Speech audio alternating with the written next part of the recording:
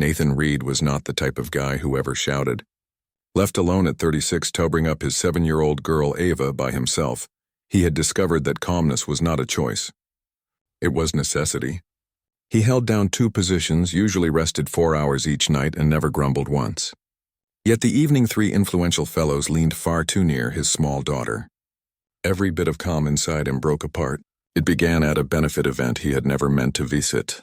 His manager at the garage had urged, "You have labored too much, bring Ava. Buy her a pretty outfit. It will help you both." Nathan disliked elegant gatherings, but Ava's gaze had sparkled it.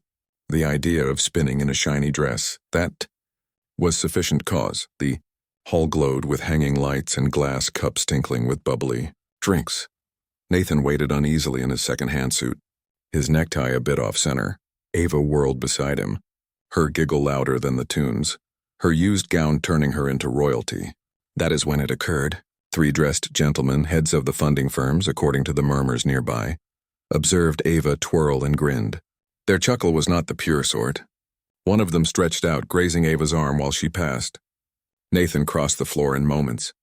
He drew his child softly behind him, his mouth fixed like rock. "Lay a hand on her once more," he stated, his tone quiet but traveling through the talk in strings. "And learn." The space stilled. The 3 fellows blinked, surprised, unused to opposition, especially from a person who obviously did not fit in their group.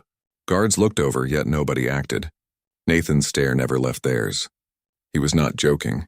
He did not mind if they controlled billion-dollar businesses. He did not mind if they could dismiss him, block him, destroy him. The single thing that counted was the small palm gripping his coat. For a second, it seemed the leaders might brush it away, but something in Nathan's look, firm, immovable, forced them to withdraw. They moved back grumbling, shaking their heads. The audience started to murmur, but Nathan turned from all of it. He bent to Ava. "You all right, darling?"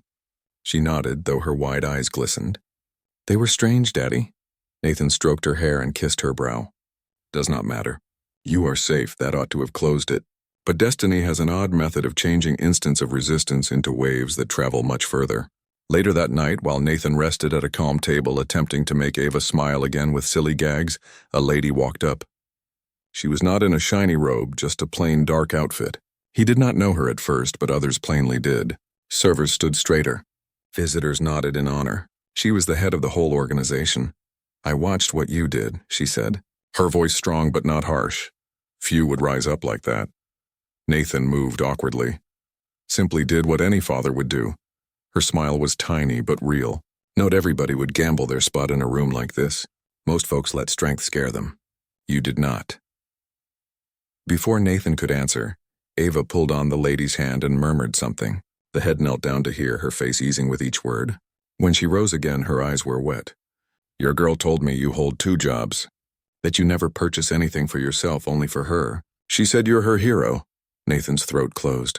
He wanted to chuckle it off, but no sounds came. The woman reached into her purse and pushed a card into his palm. "Come see me next week. I believe a man like you fits in a spot where his voice can guard more than just his own kid." Nathan gazed at the card, shocked. Accurately that fought for children's safety and rights.